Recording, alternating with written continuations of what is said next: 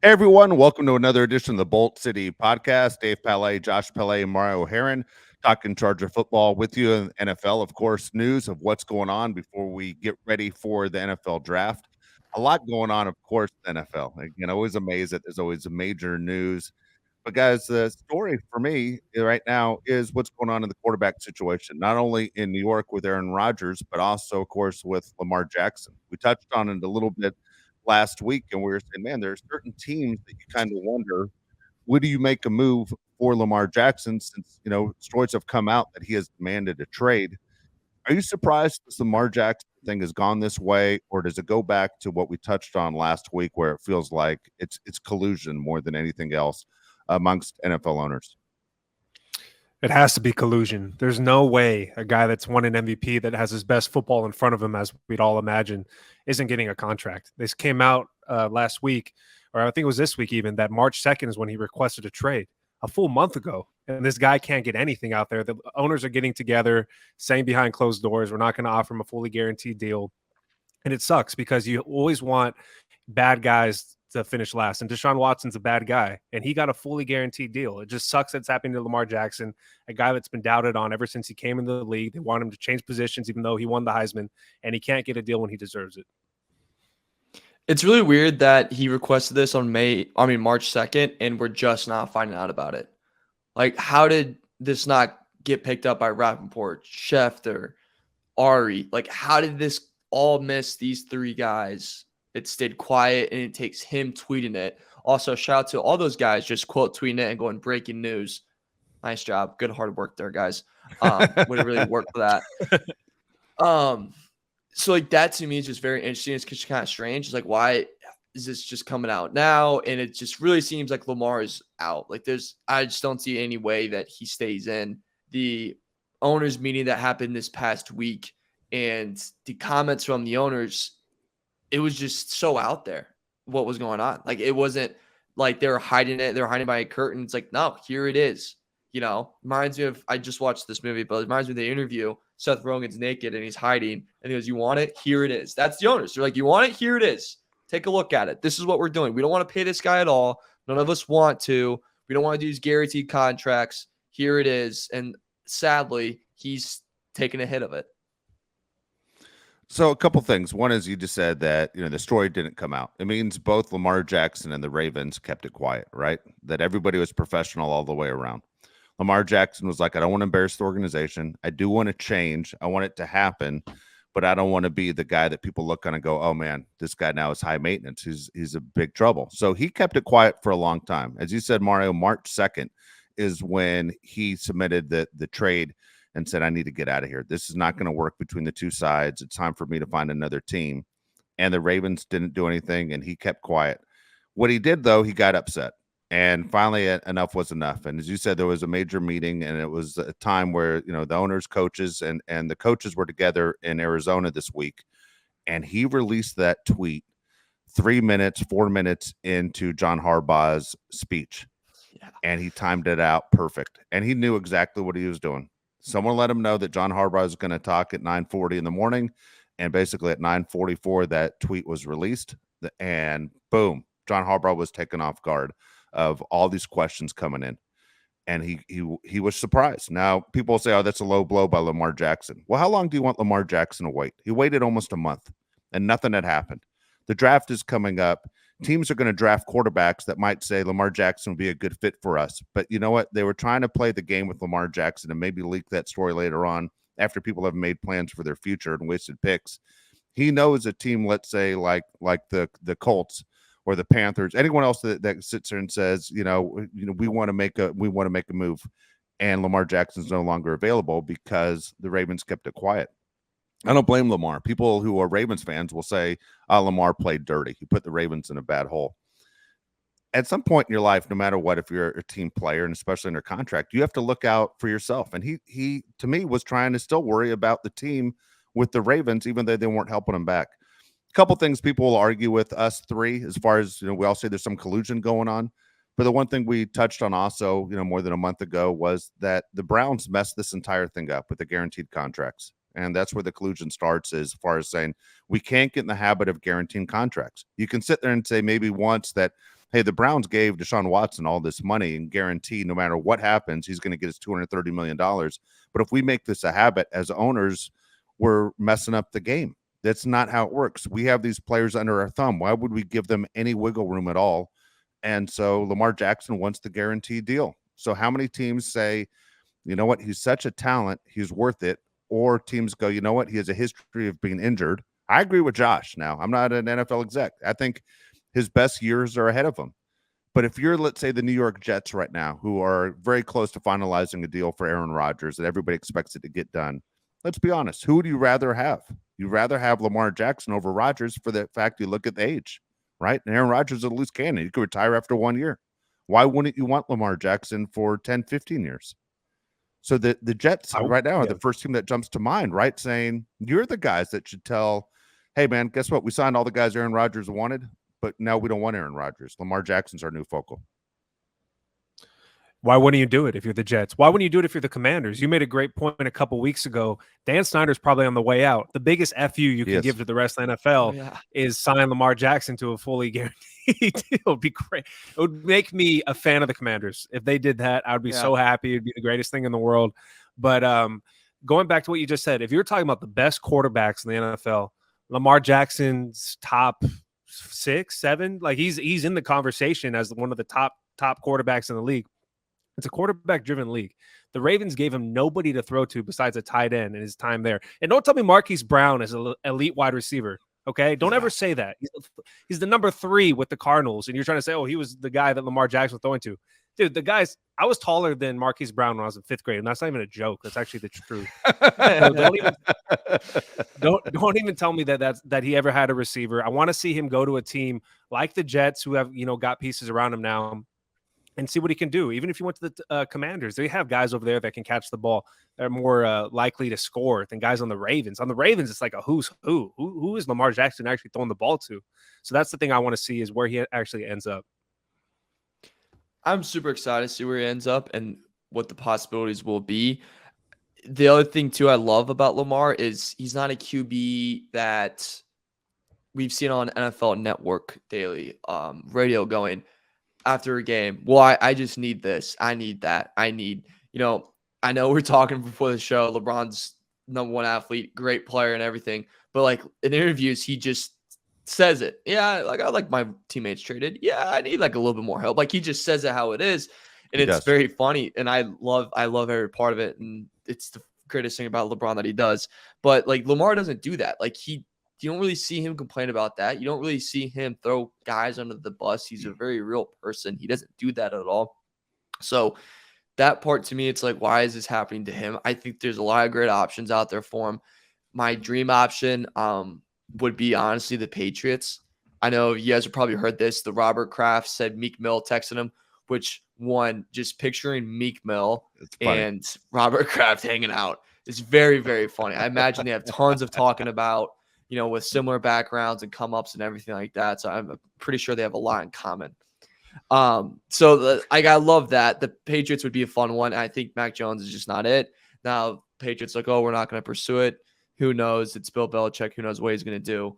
That's to me is my favorite one. I want that one so bad just because that division would become even more crazier than it is to have Rodgers, Tua, Allen, and Lamar all in the same one. It'd be a different tune for Boston. I think it'd be interesting to see how that fan base, let's just say, handles a good game versus a bad game. Let's just see. Take that as you will. It's just crazy though, and I'm honestly happy for it because this causes a lot of off the field drama. That hey, this gives us something to talk about on the podcast. So give me the Patriots. Patriots all the way. Please get traded to the Patriots. I'll go back to what I said a week ago. I've thought about this conversation that we had, especially when the story came out later that Lamar had demanded a trade. I think the best fit, the 2 best fits, we love the FU factor would be Washington, but the team that needs him, I think the most that could win right away. I mean, immediately you go, man, that team has a really good chance of winning the Super Bowl is the Pittsburgh Steelers. They don't have a quarterback, and you go, the defense is in place, and you say it's the Steelers. Like I'm shocked that the Steelers aren't a team that other people haven't spoken about. I honestly feel like, as far as I know, guys, this is the only show I've heard where people have mentioned the Steelers to go, you are not spending any money on the offensive side. You can move things around to bring Lamar in. Now, it doesn't sound like a Pittsburgh Steeler move, right? It doesn't sound like something that family would do to say, we're going to bring in a guy with a guaranteed contract. We aren't going to be the guys that basically break what the owners have an agreement. I mean, there are certain owners in this league that run the league, okay? And I think we all agree Robert Kraft is one of them. Jerry Jones is definitely one of them. And Jerry Jones is a loose cannon, even though he's the guy that walks in the room and controls the room. When there are 32 owners there, Jerry Jones runs the room. You have Robert Kraft, you have the Mara family in the Giants, and you have the Rooney family in the Steelers. Those are the basically the four mainstays. And so for the Steelers to do it, it'd be completely out of their norm. But if you're a Steelers fan, you got to get us Lamar Jackson. Not only would it help our team immediately, it would be the biggest screw you to the Ravens, who we hate. And we've hated the Ravens forever. So that would mean that the Steelers would have to give 2 first-round picks to the Ravens? Go ahead. Go ahead. What do you need? I don't see that. That's all never you need going to if happen. you're the Steelers. They Okay, hate but each all other. you need if you're the Steelers, that's fine. Now, 2 first-round picks, are they going to be better than a franchise quarterback for 15 years? I don't think that's the point. I think the point is that the Steelers and Ravens don't trade with each other. Like, that's just not a thing they would Yeah. ever Well, do. They hate when you it's talk about the not biggest hatreds. That Steelers and Ravens are right towards the top of teams that hate each But other. it's not a trade. It's not a deal where the Ravens can say no anymore. The Ravens only have 2 choices. Either accept the trade or guarantee his contract. The Steelers are in a win-win. Either we get Lamar Jackson or the Ravens now are the team that is forced to pay a guaranteed contract. You I put get this, what you're you're really saying. putting the Ravens Yeah. in the corner. I get what you're saying, but if they do accept it, then they would have to give them 2 first-round picks. Isn't that the way it's structured? Fine. Yeah, it is. I'll But 2 do first-round one picks are better. nothing. Yeah. I'll do one better because I think Ravens and Steelers will lead to an Al Capone dinner. And I'm gonna give you a news flash that's between rivals and that doesn't end well. I'll do you one better for a good trade team. Detroit Lions. You can't. How's that? You send them Goff back. You have plenty of picks. You send picks back. You don't really need. I mean, yeah, you have areas where you need to work on, but in a division where the best guy just left, where you have Kirk Cousins who you can trust to blow it. Fields doesn't have enough weapons yet and is still coming up. You have 2 wideout in Jameson Williams and Mon St. Brown. You have a coach that's proven himself to be at least a motivator. And you have a defense that has a very good edge rusher. Corners aren't bad, need a little bit of work on. And you have a killer backfield with David Montgomery and DeAndre Swift. You can't tell me that's not the most perfect situation for Lamar Jackson. And you can't tell me the Ravens don't say no to that. You get Goff, that's your bridge guy. And you have picks. So if you want to trade up to next year to get QB and Drake May or Caleb Williams, who I doubt to get Williams, you have that capital where you go, okay, now let's go get Drake May because we believe in him or someone else. You can make that trade and then you just have Goff for a competition. I think that's the best situation for Lamar Jackson. And I think that's a destination that's getting a little bit overlooked right now. The Lions are I one of love those that strange idea. organizations. Well, I think it's a great Thank one you, too. But Josh. here's the strange thing about the Lions to me. We always talk about there's the danger in professional sports where you fall in love with your players, right? And the Lions pull that whole family thing, and we're a group and we're doing this together. I think they have fallen in love with Goff. I think they have fallen in love with Goff, and they aren't going to make the move. I mean, it makes all the sense in the world, Mario. I think any other smart organization makes that move. The Lions have never been a smart organization, but instead they're going to sit there and pull their loyalty and say, "This is our guy." I don't think they pull that move. It makes all the sense in the world to do it. I mean, look at the Lions spending cap space and roster move for 3 starting running backs. This isn't even a running back league anymore. Like, what the hell are you guys doing? Right? Yeah. I mean, the Lions always do stuff where you scratch your head and go, no wonder you guys have never been to a Super Bowl. No wonder you're just always known as the Detroit Lions. You're that gimme game, all the time. Now, the Lions are one of the better teams in football. Man, they do play hard. It was great to watch the story in Hard Knocks and see it play out that they made huge strides, but they are not a Super Bowl team. Lamar Jackson would make them a Super Bowl team. Yeah. They aren't going to pull the move. I just don't think it's a Lions kind of deal. I wish they would. They just don't seem smart enough to do it to me. Yeah, it's crazy that Austin Eckler is like, can I please have some more? And the Lions are like sheltering running backs. Like, you guys can all come over here. It's crazy. All right, Mario, you want to bring up the Thursday Night Football thing? Oh, yeah, Thursday Night Football. So in this next season, I wouldn't bat in the rundown, but the reality of it is that this year you can have 2 Thursday night football games. So 2 times this year, a team can be on Thursday night football twice. I wrote in it that it's going to be flex too. The flexing's not in it yet. It kind of feels like it's going to be coming. Yeah, it's coming. So, and in this thing as well, Thanksgiving like wouldn't count. From what I've read, from what I understood, like Thanksgiving cannot count. So if you wanted to go 3 Thursdays, technically, like you could. So the NFL voted on this. It's going through. Just your guys' thoughts real quick. I think this is the dumbest idea of all time. That's a one-time thing. Max, your thoughts. Josh, you can go first because you have the look on your face right now that I just, tried to solve 2 times 2, and I said the answer was 6. So, like, just go off here. I just want to clarify what you said. So you said you don't like that there could be a team that could play twice on Thursday Night Football, or you do like it? I don't like it. I think it's going to cause for injury mayhem. I think it's going to really hurt a lot of players. Okay. For a league that preaches player safety. This is, yeah, you're right there. This is what I think. There's a couple things I would change. One, if you're going to do this, you got to put in the 2 bye weeks. You got to put in a bye week in the middle of the season where everybody doesn't play. Just let these guys rest, for God's sakes. And don't put the bye weeks in the first 3 weeks of the season or the last 3 weeks of the season, because it's absolutely pointless. These guys are literally like war zone dudes that are just getting killed during the season. So they should do that. I like it, dude. I think you should also put the best teams on Thursday Night Football. I'm tired of watching terrible teams in national games. Put the best teams on Thursday Night Football. Put the best teams on Monday Night Football. We're already getting great games on Sunday Night Football. Make it universal. If it's a national game, I want to see the best teams. I don't care if the Jaguars or these other teams that people like are on Thursday Night Football. I want to see the best teams. I want to see the Chiefs. I want to see the Chargers. I want to see the Bills play on these national games. As long as I can get that, I'll be happy. Yeah, you got to look at it as a way as, you being a sports fan and then looking at it at the same time if you're an NFL player, right? It's 2 different things. As a sports fan, we don't care. We just want to see the best teams every single game that we get on a national game. And obviously Thursday would make sense, especially everything is going to be flexed. I mean, Monday Night Football is flexed, Sunday Night Football is going to be flexed, Thursday is going to be flexed. Everything makes sense to be flexed to get the highest ratings. Also, for us as fans, we want to see the best matchup. So if we're, let's say, a Sunday game, it's the Chargers against the Seahawks. We don't want to see that in a Sunday night game, right? You want to be able to see at night. You want to see, a solid matchup. You want to see a solid matchup on every single night. Here's the problem, I think, with Thursday, because Mario, you're 100% right. The Players Association, even though they aren't very bright, they do push that this isn't healthy for the players. This is one of those things you could see down the line where the players are saying, man, this was the thing that ended my career or that shortened my career, was playing on Thursday night. Your body doesn't have enough time to recover. To me, one of the first rules I would ask for was, if this is what you guys are going to come up with, you got to make it so we only have to play at maximum 1 Thursday night game on the road.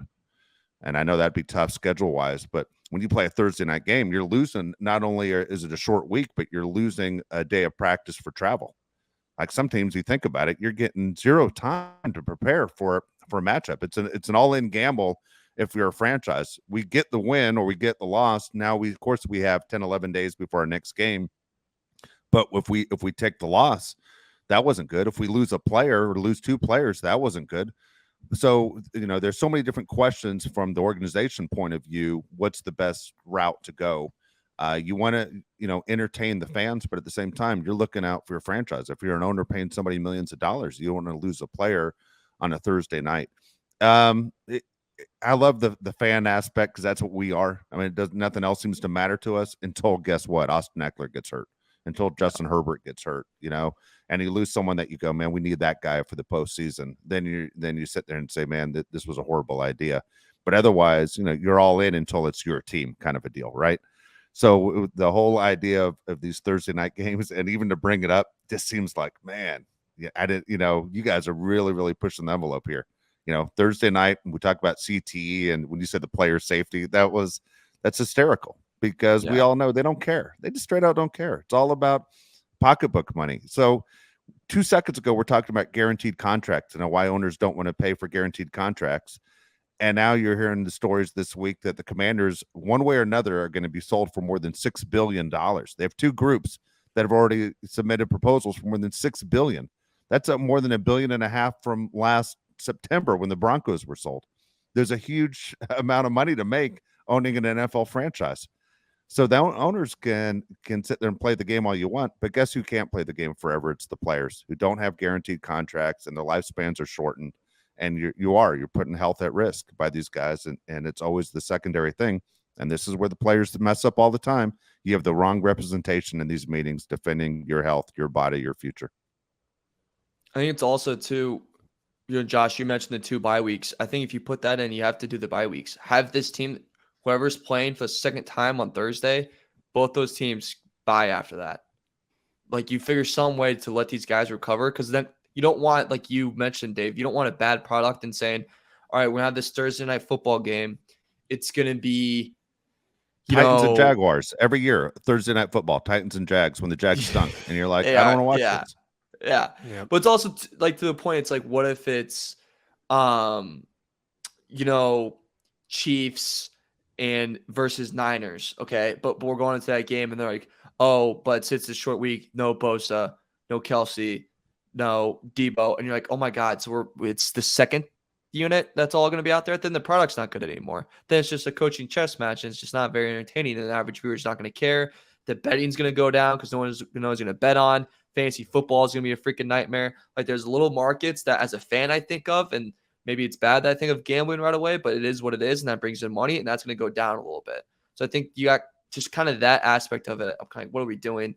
But yeah, I don't know. It's the NFL. They need to make money, and clearly they don't have enough of it. Let's transition to the NFL draft. Hold on, I think real quick, Josh. One thing I want to say. You guys tell me if you agree. Okay, on this. As Charger fans last year, we saw it, I think, in week 2. It was the Chargers had to go to KC for a game that we knew was really important on a Thursday night. And you're going, what's great? They're on national TV. But, man, this is a game where we can't afford to lose a day of practice to face the Chiefs in Kansas City. I mean, it's completely lopsided advantage to the Chiefs. When the Chargers had a chance of winning that game, not saying an excuse of why they didn't, but at the same time, you're like, man, this is 100% not fair for the Chargers to win a game inside the division when we know it's down to these two teams. It's going to be these two teams at the end. And you take a loss early in the season inside the division. It felt like the Chargers were always 2 games back just because of that one loss in week 2 of losing a game inside your division. There has to be a better way to set this up too. You can't have games like that early on. I mean, if you're going to sit there and run that Thursday night schedule, you can run, let's say the Jets against, the Dallas Cowboys. Neither team inside the same division yet. It's a marketable game with 2 big markets. But you can't sit there and burn the Chargers the way they did last year. As a Charger fan, that was terrible for this team. So you would say if you did Thursday night football, you wouldn't ever have divisional games? No, in the beginning, in the beginning, it just felt like the AFC West was decided after week 2. And maybe it would have been decided anyway, but didn't it feel like the Chargers were always 2 games back? Oh, Chargers beat themselves all season. Dude, I'm sorry. I'm a Chargers fan. Yeah. Chargers beat themselves all season. I can't get behind you on that. It sucks. All right. Yeah, I mean, Herbert doesn't get hurt in that game. What happens? Yeah, it's true. He doesn't hurt. It's true. I think here's my pivot real quick. What if they treat Thursday night as like the rookie come up game where you take the 2 rookie QBs, face them off, like we have these 2 studs. Storyline game against Bryce Young. Yeah, Stroud versus Young. That. Like, I would just aim towards that. Yeah, let's do that. Like Trevor Lawrence this past year versus Fields. Like, that's great storyline. Run Clemson, Ohio State game. Run that right before. Bury that in the dirt as fast as you can. Like, that's good storylines. I actually like that idea. It's pretty good. I do too. Used to work in the NFL office. We all agree. Dude, I know Mario's on fire today. Check out the resume. All right, so NFL draft. I know we talked about it on the last 4 shows, but my question to you guys is, who's the guy that you want? If you could have any player in this draft, it doesn't matter if he falls to the Chargers, if it's even realistic. Obviously not guys that are going to go in the top 5, but everybody else, who do you want if you could have anybody? Go ahead, Mario. It's been preaching it. It's Darnell Washington, because I really do not think Michael Mayer is going to be there, or Hyatt from Tennessee, a wideout. I want a wideout or a tight end. That's what I want. Running back, and I'm going to be pretty mad.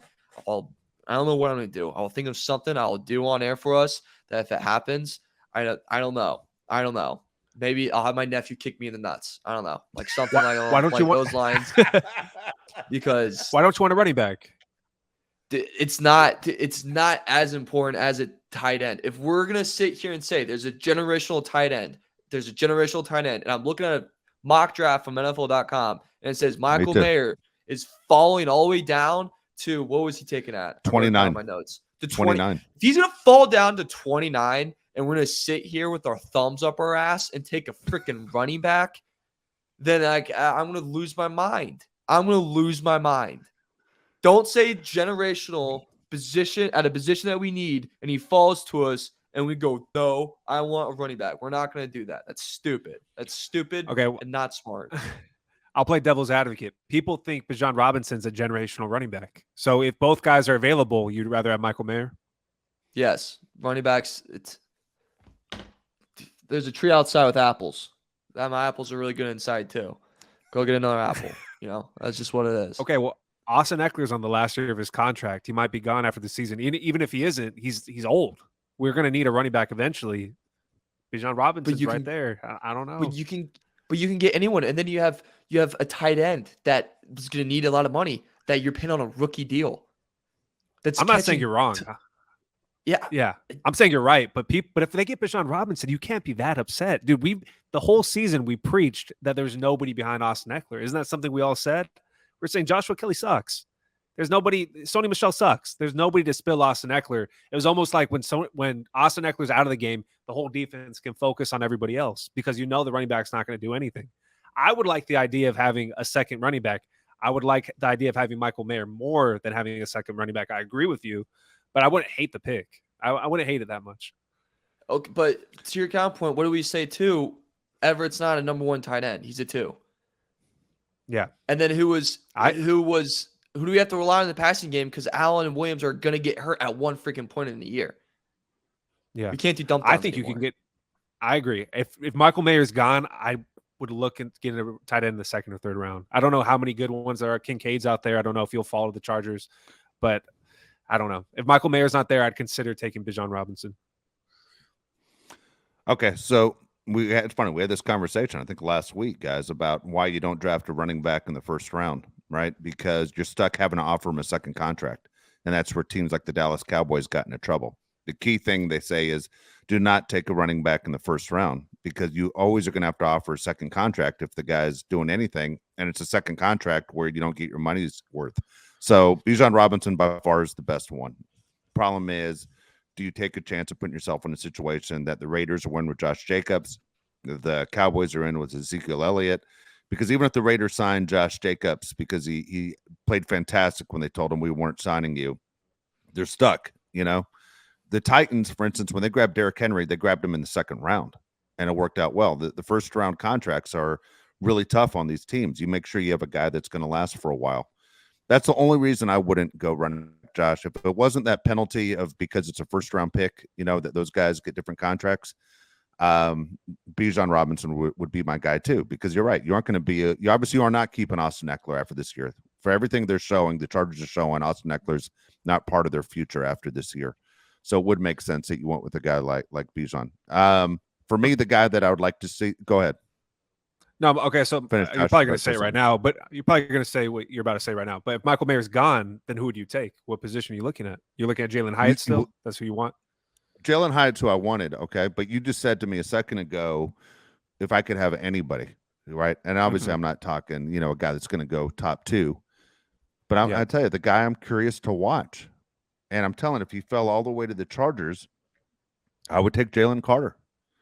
The guy that was supposed to be the number 1 overall pick. Now, if he falls that far, you sit there and you can laugh a little bit, but whoever drafts Jalen Carter, people are going to rip them. They're going to go, what in the hell, dude? You're going to take a chance on Jalen Carter? Do you know all the red flags? He might be in prison. But if Jalen Carter falls all the way to the Chargers, how can you pass him? How can you pass up on this guys? Chargers will. So the Chargers always what? do. They probably would. The Raiders wouldn't. The Chargers will. 100%. You're probably right. Yeah. So we've seen Jalen Carter fall all the way to 10, 11, in some of these mock drafts. The one that Mario was talking about, he fell to 5 going to Seattle to play for Pete Carroll. But for the Chargers, he has Bijan Robinson going 21, and then here I'll give you the top 3 rounds what the ESPN has, and this was Jordan Reed put this list together from ESPN. He has Bijan going 21 to the Chargers. At 54, he has your tight end right there. He has Luke Musgrave from Oregon State is who he has going to the Chargers. At 85. Jesus. Tuli Tuapolu 2, whatever, edge rusher from USC. Okay. So here you go. So you got the Chargers going for guys that all positions that the Chargers need. All makes sense. These mock drafts never come out the way you think they're going to come out. But I was about to say the that, Michael yeah. Mayer thing is very, very interesting because I think I said something crazy on there like 4 months ago. If Michael Mayer is available, I'll walk to Indiana and high five Mario. I'm like, I might have said something stupid, but it looks like he will be available when the Chargers pick at 21 from everything you're looking. You said steak dinner. You said steak dinner. That's what it was. Okay. It was steak dinner. Yeah. Yeah. I can do that. But which makes me wonder right there, what's wrong with that kid, Mario? You live right in that area. What's wrong with that Notre Dame kid? Why is he falling so far so fast? Supposed to be a top 10 pick. Now he's number 29. Probably athleticism, if I just had to guess. And like that, I would just that right away. Big physical guys, so they're thinking probably gonna get hurt at one point. And we've made jokes about it, but like Notre Dame kid. That's me and Josh's running bit, but like if we're gonna be honest, if he falls, it's good for it. I'm more interested second round. If I could see maybe trading up in the second round, like this is bearing no trades that happen. We know draft day, there's gonna be tons of trades. There's gonna be tons of different things that will happen. What if you trade a pick at 21 to get two in the second round? So you don't have to worry about that rookie contract. Would you guys go for that? So let's get out of 21. I don't know. Because there's also there could be the USC receiver could be there too. Jordan Addison. Yeah. He's stud. Yeah. Stud. I think the Chargers would definitely take Michael Mayer. There's only one Notre Dame player on the roster. I know it's burning a hole in Tom Telesco's pocket because he cannot stay away from Notre Dame guys. Dude, off the top of my head, Drew Tranquil, Isaac Rochelle, Jalen Guyton, aren't those all Notre Dame guys? Alohi Gilman is the only guy on the team from Notre Dame. Is that how many Notre Dame guys? Jerry Tillery. Yeah. I can't, dude. Yeah. These Notre Dame guys are crazy on the Chargers. Manti Te'o was a Notre Dame guy. Right. I think the Chargers would definitely take nice girlfriend. My Michael Mayer would be a Charger if he's available. That's my thing. Yeah. All right. I'm excited. I don't disagree with that. I'm really excited about what we're about to talk about right now. I've been thinking about it all week, and it's Mario's list of his most loved players. We talk about Dave's most hated players. Mario's going to go the other direction. He's going to go a 360, as my dumb friends like to say. They don't know it's a 180. He's going to do a 180, and he's going to talk about his most loved player. So Mario, the floor is yours. All right. I like. By the way, I've dI'm that too. I'm gonna do a 360. 60. So, staying here, maybe. All right. All right. Top 10 most loved. This was hard. It took about 40 minutes, a lot longer than I thought it would. So number 10, we're gonna start off local indie legend from the state, from the city. Scary Terry McLaurin, receiver for the Commanders, absolute beast. Great guy, great ball player, Ohio State. Urban Myers was like not going to give him a scholarship or something. He worked his ass off, made all the way to the top. Huge fan of his. I was about to say he's around Indy a lot. I do not know that, but he played with a kid I played ball with in college, so we're connected. So Scary Terry, number 10, hell of a ball player. I hope he gets out of Commanders or gets a really good quarterback there, so we can actually see what he's what he's made of. One of the most underrated players in the NFL. One of the most underrated players in the NFL. Yeah. And from one of the most underrated cities in the world. I heard. Hospitality, number 1. Hospitality. Shirt off our back, baby. All right. Number 9. Jamar Chase. Jamar Chase is my number 9. I've been rooting for this guy ever since in college. I'm not gonna act like I was on his like Not me. recruiting trail when when he decided to decommit from Kansas and go to LSU. I just liked him at LSU. I thought he was cool at LSU. Goes to the Bengals. He's a stud right away. He was a receiver number 1 right away, an absolute problem. I just think he's a pretty funny guy. Just a dog. Style's kind of cool. He wears cool stuff. Big fan of him. Number 8, the first Charger on the board. The first Charger. Okay. Now, you can't tell me. Do you guys want guesses? Derwin James. No. Austin If it's Eckler. Joey Bosa, I'm going to log off. I'm telling you It's right not Bosa. You guys are both wrong. It's Michael Bandy, baby. Michael Bandy. Something about a 5'7" receiver that gets the ball on a 4th and 1 jet sweep and in a playoff game just gets me going. And that's Michael Bandy right there, even though he wasn't supposed to get it. Great play call, Lombardi. But I love Bandy, dude. Dude, you gotta love a guy that's just a freaking hustle player, defeated all odds. I mean, the guy played in like pros football leagues like Canadian or some other place, makes a roster. He's like 5'7". He's the smallest guy on the field. His helmet's like too big for his body. Love the guy. Works his ass off. I thought I was going to be like 5'7" for a really long time, so I thought I was screwed. But he's like, hey, if you're 5'7", now. He was screwed. you can do a lot Oh more my things God. in this world. So, yeah. It's my number Michael 8. Number 7. Let's Number hold 7. on. Let's dive into this list before you keep going. What do you, Okay. Dave? What do you think about this first 3 guys? What do you have to say about this?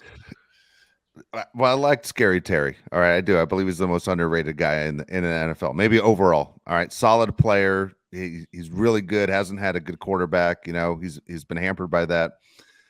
Great start. Okay, Jamar Chase is arguably best receiver in the league. You know, when you say you've always been a fan, not on this side, man. Not on this side. He went to the wrong school. He went to a school that I can't stand. I've rooted against Jamar Chase his entire career. You know. Yeah. I don't even like the fact that he went from the Tigers to the Bengals. I think that's corny. I don't even like that. I don't like anything about Jamar Chase. Okay. A lot of control over that. Yeah. Yeah, I got it. But I'm as good as he is, I'm not cheering for that guy at all. The only guy I'll even think about because he's amazing is Joe Burrow. Who I don't know if he's on your list, but as far as former LSU guys, dude, I'm an Alabama fan. I'm not an LSU fan. I'm never rooting for Jamar Chase. Michael Bandy is perfect for your list because you've been talking to Michael Bandy like crazy. You like Michael Bandy more than his family likes Michael Bandy. Like when Michael Bandy gets married, you should be at the wedding. Like you are his hype man. You know, he's my best man. Yeah. Yeah. It won't happen for But, like 8 years, but yeah. You know what? Everybody needs a hype man in their life. You know, someone to just say, hey, make you feel better. You're that guy. You should be on his speed dial to say, man, it was a tough week. And then you just cheer him up, get him ready to go again. You're that guy. How do we not have Michael Bandy on this show? Dude, how's that not happening yet? doing? I've done my best. I keep reaching out. Yeah. Do you really? Still in progress. Yeah, I've reached out. Yeah, multiple times. God. What's he doing? I have I have so many things planned if we get him. So many things. Yeah. He's like, all right. Can't I'm gonna do give it. your list an 8 out of. Too busy looking for 4.5 cleats to put on. He's never gonna come on down. All right, now we're not getting right. them. Now we're not getting them. All right. Thanks, Dave. I'll give your list an 8 out of 10 so far. Terry McLaurin, love him. Jamar Chase, I can't get around it. I'm sorry. Alabama fan, Charger fan. He goes to the most teams I don't like, dude. I'm sorry. Seems like a good guy. All right, Michael Bandy, definitely on board. Go 8 out of 10. So I agree with you so far for the most part. Okay. All right, keep going. It's gonna get dicey here soon. It's gonna get a little dicey. Okay. Number 7, another Charger. If you guys would like to guess. Austin Eckler. No. Gosh. Derwin James. No. Derwin James. Wow. No. Keenan Allen. Okay. Mac Daddy. Kill Mac, baby. Oh. Give it to me. Okay. Huge. He like it. He brought tears to my father's eyes when he strip sacked Aaron Rodgers and took it for a touchdown in 2000. I think that was 18. Tears to my father's eyes. The man's beast. When that guy gets going and he starts talking smack, like when he sacked Tom Brady and then he went up like whispered in his ear, that's the funniest stuff I've ever seen in my life. He's not living up all the way against with the Chargers. He will. Looks damn good in a uniform though. Let me tell you. No one looks better in the baby blue than Mac. Khalil Mack's going to be one of those guys where he's going to retire, and we're going to talk about him in 10 years, and people are going to look at you and go, wait, Khalil Mack played for the Chargers? This is going to be one of those. It's going to be like Jerry Rice played for the Seahawks. Like, wait, what? I completely forgot about that. I don't know if Khalil Mack's ever going to do anything in a Charger uniform that's going to be memorable. You're gonna remember him as a Bear or as a Raider. A Bear. He's gonna be Probably a a Chicago Bear. Bear. Definitely a Yeah, Bear. a Bear. Yeah. I got a Khalil Mack story real quick. So I have a Ooh. buddy that played football at San Diego State, and they played against Buffalo in their bowl game. Okay. And Mhm. if anybody doesn't know, in bowl games you have competition. They're lame, but you have competitions against the other school in basketball or air hockey. But this thing was bowling. San Diego State put 5 guys bowling against Buffalo's 5 guys. Khalil Mack was on Buffalo's team, right? So he bowls like a 200, but his teammates are terrible and they lose by a couple pins. And he just loses his mind on the Buffalo guys. He goes, I carry you on the football field. I carry you in the bowling alley. I can't do everything for you guys. It screams at him, embarrasses him in front of everybody. That's my guy. Man. Yeah, That's your guy. Yeah, there you go. That's my guy. There you go. He's he look up there's a video of him in a Bulls uni when they did like some cross promo thing, and it's him like jumping, like trying to dunk it. That's a big man that can move. Big man that can move in an NBA. Could he jersey. dunk no problem? Could he dunk no problem? From what I remember, I'm pretty sure he gets up there. Yeah, I pretty imagine sure. he could. But maybe they lowered it, dude. You never know with those things. All right, number 6. This like I went back and forth on him, but I love this guy because he's very like thick, and no one really mentions it that much. Deebo Samuel, he's thick and fast, and no one really mentions that. Like everyone's like, oh, he's this crazy athlete. I'm like, dude, he's got a little bit of a belly on him, which is great. Like I'm all for it. Like let's get the belly in and let's go. He's incredible to watch. He's fun to watch. I think it was kind of funny too how he's like, I'm not going to play running back anymore. I'm not going to play running back. I'm purely a receiver. Well, he comes back and he plays running back. So he's by far number 6. A lot of this stuff too, if they humor me in any single way at all while I'm watching a game, you get put on this list pretty quick. Or if I have any hometown feeling, or if you post something cool. I'm with you on this one, by the way. That's a good pick, man. I'm a huge Debo fan. I wish he was a Charger. Love Debo. Definitely with you on it. Isn't he a little thick though? Like no one mentioned it. He's kind of a thick boy. Yeah, dude, he is. I mean, yeah, he's a freak, man. That's what makes him a freak. That's what makes him so unusual. Yeah, you know, isn't Christian McCaffrey, Deebo Samuel, aren't they the most guy? alike players? Yeah, they're like the same exact guy, except Christian McCaffrey does not have a stomach; he's jacked up. But no, I can't believe they're on the same team still. But Deebo Samuel, 10 out of 10. Agree with you. McCaffrey has a commercial that he does for something where they give him like the baggiest shorts ever. Do you guys know what I'm talking about? They look like it was filmed in 2011. Oh, dude, he's like, it's just funny. Like they gave him like shorts that are like almost to his ankles. It's like, wow, we spent all the money on Christian for this one, didn't we? Number 5. This is probably the biggest surprising one. Hard Knocks was a big effect on this. Amon-Ra St. Brown. Number 5. Shocked. Yeah, very shocked. There's what shocker. Yeah. What do you like so much about him? Okay, so one, when we're watching Hard Knocks and he just goes and takes a drip of water and his dad's like, drink water? Water? There's spit. You drink your spit. That's what you drink. Like I thought, I was like, that's the funniest thing I've ever. And like brought me back to high school when like our strength conditioning coach was like that. He's like, bring a bottle of water, but as soon as you take a sip of it, he's like, why are you taking a sip of water? We're in our warm up, like because I just ran like freaking 3 miles. But that's number 1. That's one of the reasons. 2, the fact that he remembers every person that was drafted in front of him. Yeah. And that when they play against a team, he says it and then he talks trash about it. That is one of the greatest things I've ever heard in my life. Like, I love that. I love the pettiness. Yeah, it's the greatest thing ever about him. And he's in Detroit. I think he kind of really brings on like the Detroitness of like this is a tough, rough city. It's not for everyone. It's a very blue collar. I think he takes that on. I think that's like a pretty cool thing too. My family from Detroit all like love him a lot. So yeah, he's my number 5. Shocked, like I said, but I do like him. Yeah. I think the funniest thing of Hard Knocks was when his dad took a shot at Kevin Durant. Super necessary. Yeah, that's right. Yeah, that's right. You're like, what just happened? Amon St. Brown. I like the whole family name. I like how the mom's from Germany. Yeah, he speaks 3 languages. I like Amon St. Brown. Yeah, he's smart freaking kid. 4, number 4. You guys are gonna really like this one. You're gonna love this one. Where you're going just by your comment. I could see Jalen Hurts. Yeah. Oh, I didn't think you're going that way. Go ahead. Oh yeah, Jalen Hurts. I loved him at Bama. I thought he was a great guy at Bama. the way he handled getting benched by Tua in that championship game, cheered it on, gave me the best game win rush I've ever had in my life. Love him to death. He goes to Oklahoma, and like when he goes to Oklahoma, like you guys are very much experienced with this, but like he doesn't trash Bama at all. There's no like pettiness. There's none of that. Like very respectful about the whole thing. Goes. I mean, you guys have said this. You thought he'd be a gym teacher. Goes to the NFL. I thought he was going to be really good right away. This is obviously very easy to say now, but I just thought he would be. Takes off in the NBA. I mean the NFL. Sorry. Deals with Wentz being a jerk to him. And that guy's sucking in the locker room. So yeah, Hurts is my number 4. That's cool. Obviously, there's some of these guys. There's a trend of what you're doing. You like the guys that prove you wrong, guys, right? Yeah. I mean the Bandies, the Brown. You're looking at Jalen, the guys that prove you wrong and make it. You like those guys, the underdog guys. Big time underdog. Just because my whole life I was. You gonna make it through? Do you need a break for a tissue?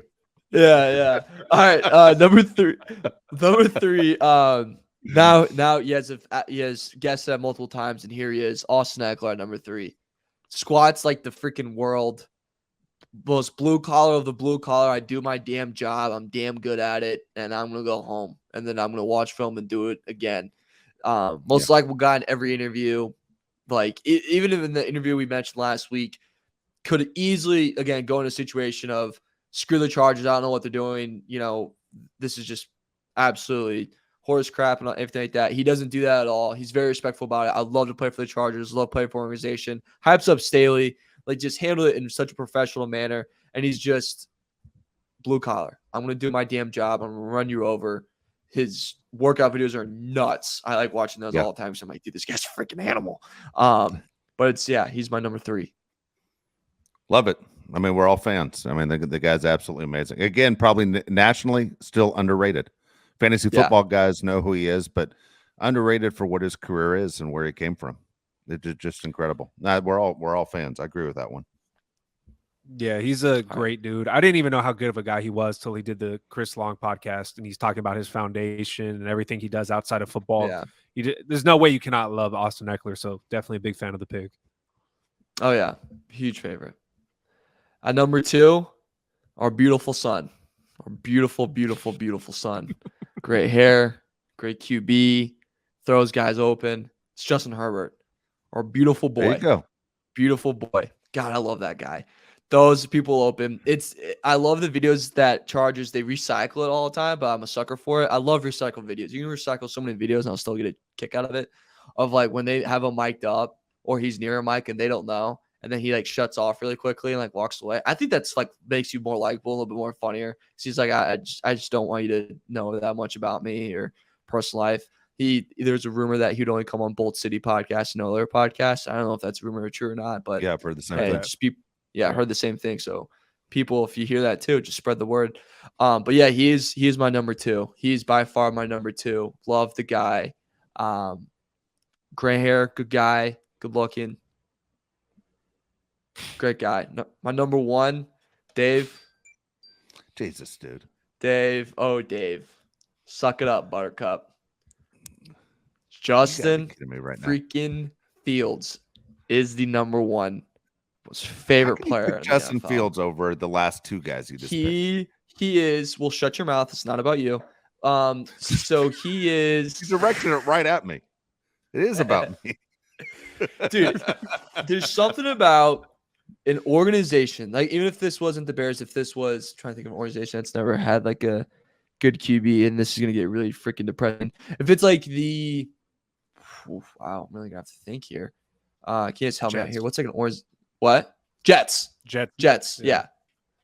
If Zach Wilson panned out, or like any of the 1,000 QBs they tried, if any of those guys panned out, I would love them right away. Going, it's really cool to see a QB with a history of an organization that just struggles and struggles and struggles, and they finally kind of got something going. The excitement that brings to a city like a Chicago, like a New York, I think is so fun. It's so cool to see. It's something different in the league. It's something that's great for the league. And on top of that, you see him in interviews. He's very, not very, very humble, very about football, very about his career, very professional, not really anything more than that, anything below that. Shows the perfect amount of like personality versus, all right, then we keep some stuff hidden. Just like PR dream, and just in terms of how he handles things, hell of a competitor, you know, Big Ten guy. I'm in Big Ten country, Big Ten guy. Gotta say it. Justin Fields, number one most loved guy in the league, and he's gonna keep doing good things for the Chicago Bears. He's gonna prove Dave Pally wrong. I'm gonna look forward to it. We'll look freaking forward to it. You know, I can't tell you how disappointed I am that you woke up this morning and chose hate. I mean, this is ridiculous. Well, it's a love list. Ridiculous. I mean, come on. There's a good chance. We all know. Here's the deal. Mario's moving to Chicago in a couple weeks or a couple months, and he's looking for a place, and it's going to make it his home. He's still going to be the Charger fan. I expect to see that Charger helmet right behind you in when you change residencies. But there's a good chance Justin Fields will be calling you for a job. Do you understand? Like, Justin Fields won't be a quarterback in the NFL in a few years. You might be at Lowe's wearing a vest. You might be at the movie theater tearing your ticket when you walk in on a Friday night. There's a good chance Justin Fields is looking for his next round of employment, because I don't think it's going to be lasting in the NFL. And we can argue about this thing all the way through, but this whole list was basically written out of spite. Took you 40 minutes to get this far, and it was all to sit there and target me. So if you want to die on that hill with Justin Fields, good luck to you. I'll burn on the hill. And if I do, hey, maybe I do work with Fields. Let's say he has this crazy successful career. It's a Hall of Fame career. Then he goes, hey, I want to start a podcast. Mario Heron is up to do anything for you. I'll produce. I'll sit on the side with you. I'll say like 50 words per episode. I don't really care. I'll hang out with you. Have a good time. Yeah. Mario, I got an idea. I'm going to sell cookies in the mall, and we're going to call it Mr. Fields. That's what we're going to do. I need your help. You want to manage it for me? Yeah. Good luck. Yeah. Damn it. I swear, until you just got to number one. Any good game that he has, I will send you highlights until you go to bed. Until my number is blocked, I will going to hear from you highlights. maybe 2 times next year. Good luck. Yeah, it's going to be a lot more than that, buddy. I'm going to send that one, and I'm going to send the picture of Pat Bev looking at LeBron going too small. I'm going to send that to you repeatedly, too. I almost put that as my profile picture today. You got it. That lasted really long after the Lakers got the last word. Yeah. Unbelievable. But yeah, Josh, that was what do you think was number one? Yeah, let's hear it, Josh. You're reasonable. Don't say that about me. Dude, I don't. Do you like honest opinion here? Like, no bull crap. Do you really think Justin Fields is a good quarterback? Like, be honest. I do. Here. I actually like 100% do. I think there's a competitiveness in him that separates him. I think he has a perfect attitude for Chicago, where you kind of got to have a chip on your shoulder and kind of burn through stuff. You're gonna get heat every weekend if you suck.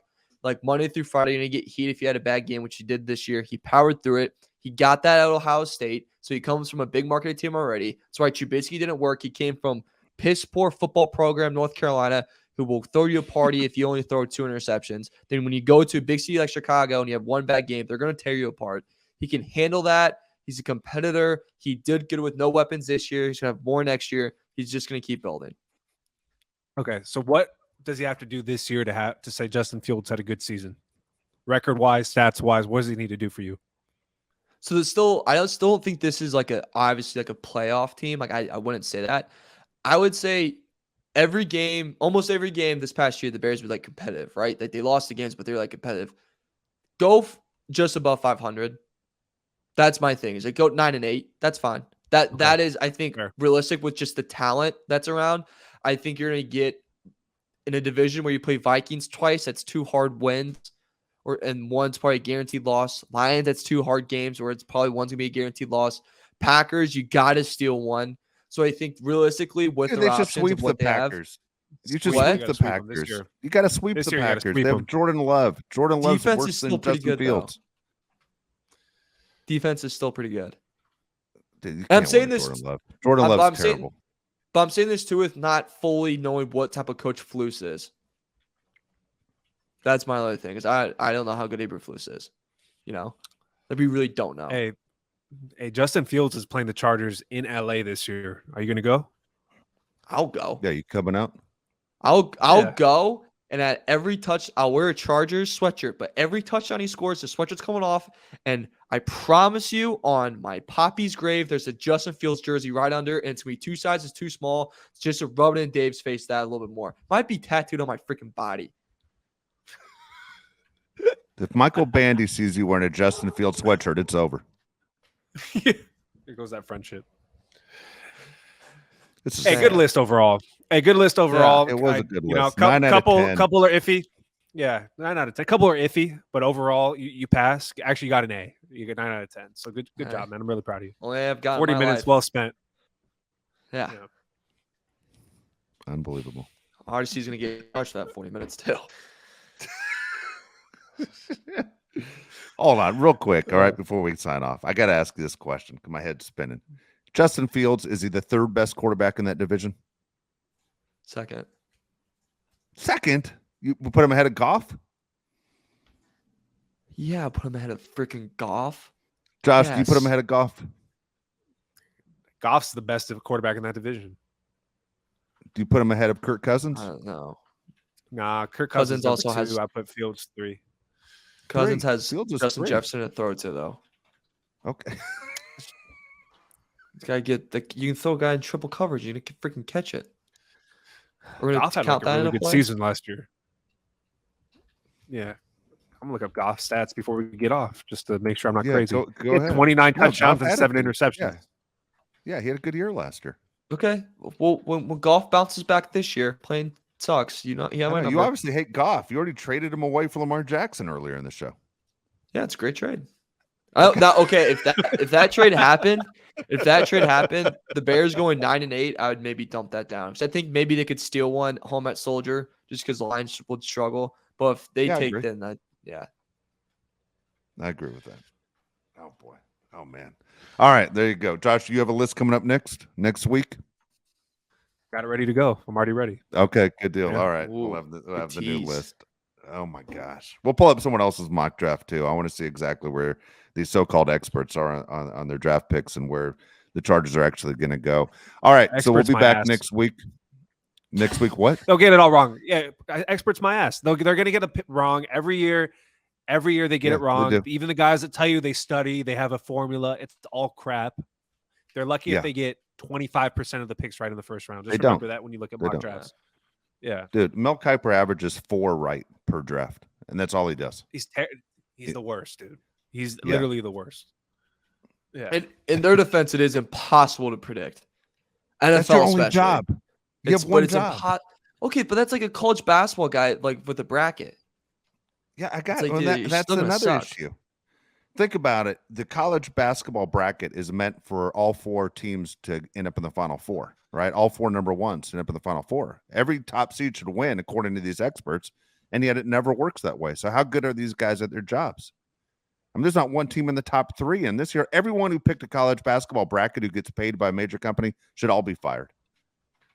Come on, it's That- ridiculous. No, I'm not going to. That's your only job. You can't predict Mario, anything. if you had one project, at Odyssey a year, one project, and you completely dropped the ball on that project, how do they not say you got to get the hell out of here? That's the way it works. But it's the most impossible thing ever to predict. You're betting on 18-year-olds and a 21-year-old that's going to be in a different city next year, whether it's in a league or another college team.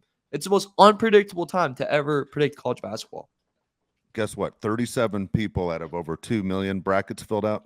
They're the only ones that had all 4 Final Fours. Those guys should All get right. hired. Okay. You know, All right, Jay wise Billis, ass. bye. Let's hear Bye. your baseball Final Four. Wise and let's see ass. if you I've get been it called a right. wise ass since my grandmother was alive. What? What's That's- your question? Get your baseball expert, baseball Final Four, and we'll see if you live up to the hype. Okay, baseball that. Final Four. I'll give them to you right Yeah. now because I got the Dodger hat. Today's opening day as we do this show. Obviously, I'm a big Dodger fan. Final Four in baseball. I'm going to go in the National League. We're going to go Braves and we're going to go Dodgers. As much as it hurts, I'm picking the Braves to win the National League. In the American League, I'm going Astros, Yankees, and I'm going Astros to win the American League. And Braves will beat the Astros in the World Series is my prediction. Okay, that's unbiased. I could have easily said Dodgers all the way through, but I'm not. All right, Okay. so I got Braves knocking off the Astros in the World Series. Now you can bring this up to me in October or November when I mess it up. But there you go. I'll set an alarm. I know you're going to settle it. You're going to write it down. You're going to put it right on the wall. You're going to take it with you to Chicago and put it right on the wall as soon as you get there to look at it to make sure you can prove me wrong. All right. Are we done? Yeah, We're done. That's all I got. All right. Hopefully we all come back with better attitudes next week. Again, for Josh Pele, Mario Heron, I'm Dave Pele. Again, thanks for listening to the Bolt City podcast. Appreciate you listening and watching. Also, I love the comments on YouTube where you guys leave comments as well. But again, Bolt City podcast, courtesy of Odyssey. Thank you very much.